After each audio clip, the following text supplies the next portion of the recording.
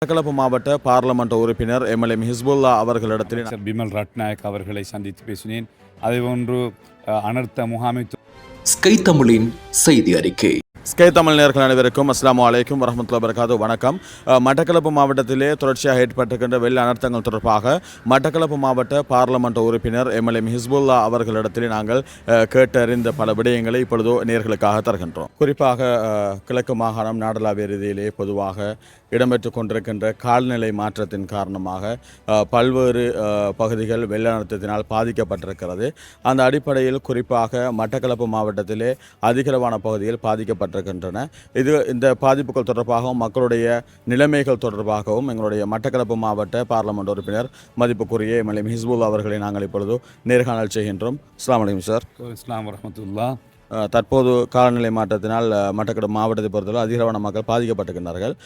இவர்களுடைய நிவாரண திட்டங்கள் அதேபோன்று தற்போதைய நிலவரங்கள் எவ்வாறு இருக்கிறது இன்று நீங்கள் பூராக இல்லாததையும் அவதானித்திருக்கின்றீர்கள்.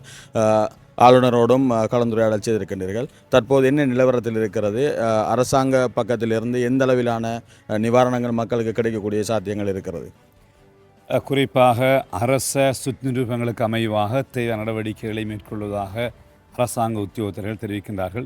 நான் கொழும்பிலே அமைச்சர் பிமல் ரட்நாயக் அவர்களை சந்தித்து பேசினேன். அதேபோன்று அனர்த்த முகாமைத்துவ பணிப்பாளர் நாயகம் மேஜர் ஜெனரல் ஹேரத் அவர்களை சந்தித்து கலந்துரையாடினேன். அதேபோன்று இன்று காலை அரசாங்க அதிபர் கிழக்கு மாகாண ஆளுநர் அவரை அழைத்து சில இடங்களை நாங்கள் பார்வையிட்டோம். ஓட்டமாவடி, வாழச்சேனை, ஏறாவூர், காத்தாங்குடி, பேட்டிக்குளம் எல்லா பிரதேச செயலாளர்களோடு நாங்கள் கலந்துரையாடித்துக் கொண்டிருக்கிறோம். குறிப்பாக அரச சுற்றுநிறுவனங்களுக்கு அமைவாக இப்பொழுது முகாம்களில் இருக்கின்றவர்களுக்கு சமைத்த உணவு வசதிகள் செய்யப்பட்டு கொண்டிருக்கிறது. அதற்கு மேலதிகமாக உடனடியாக இன்று காலை ஆளுநருடனான கலந்துரையாடலின் பின்னர் உடனடியாக இதனால் பாதிக்கப்பட்டு நண்பர்களுடைய உறவினர்களுடைய வீடுகளிலே இருக்கிற ஏனைய பாதிக்கப்பட்ட மக்களுக்கு உலர் உணவுப் பொருட்களை உடனடியாக வழங்குவதற்கு நடவடிக்கை எடுக்குமாறு அரசாங்க அதிபர் வேண்டுகோள் விடுத்திருக்கிறார். அதே நேரம் இப்பொழுது பாதிக்கப்பட்ட வீடுகள், டாய்லெட், கதவுகள், நிறைய வீடுகளிலே வெள்ளம் அடித்து கதவுகள் போயிருக்கிறது. குசினி உபகரணங்கள் போன்றவற்றை அவற்றை உடனடியாக முழு நட்டஈட்டையும் வழங்குவதாகவும் ஆளுநர் என்று உறுதிமொழி வழங்கியிருக்கிறார். அதேபோன்று இந்த நிலைமைகளிலே ஏற்பட்ட டேமேஜ் உடனடியாக கணக்கிடப்பட்டு வீதிகள், பாலங்கள் ஏதாவது அவைகளை சம்பந்தப்பட்ட திணைக்களங்களூடாக அனர்த்த முகாமைத்துவ நிலையமும் அமைச்சும் அனர்த்த அமைச்சும் பொறுப்பேற்றிருக்கிற இந்த விஷயங்களை செய்வதற்காக பொறுப்பேற்றிருக்கிறார்கள். அதேபோன்று இன்னும் 10-20 நாட்களில் மீண்டும் இவ்வாறான ஒரு நிலைமை ஏற்படலாம் என்று காலநிலை அவதான நிலையம் அறிவித்திருக்கிறது.